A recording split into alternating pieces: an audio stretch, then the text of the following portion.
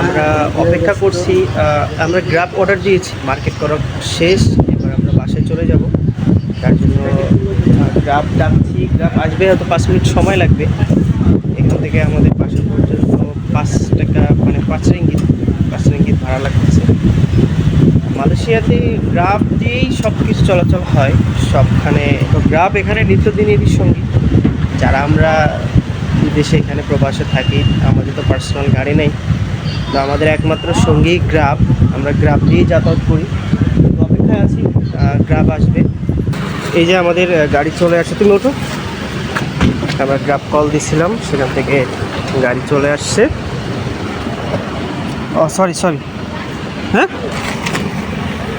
কি যে ও, আমরা এই গাড়িতে করে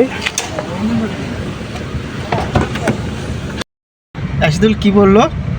হাতে ধরে ও, উনি বলছে ওটা হাতে ধরে নিতে, পাকা তাঙ্কা বললো। আমরা আসলে ঠিকভাবে তো ভাষাটা বুঝি না, ইংলিশটা কথা বলতে পারি কিন্তু এই দেশের লোকাল ল্যাঙ্গুয়েজ তো বুঝি না, সেজন্য আর কি প্রবলেমটা হচ্ছে।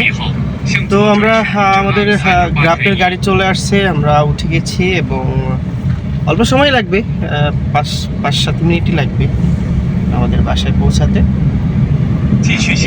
আমাদের এই যাত্রায় গ্রাফ ভাড়া লাগছে অনলি 5 রিঙ্গিত। আমরা দুজন আসছিলাম, মার্কেট করলাম এবং এখন রিটার্ন চলে যাচ্ছি। সবার সাথে দেখা হবে আবার ইনশাআল্লাহ। ভালো থাকবেন, সুস্থ থাকবেন।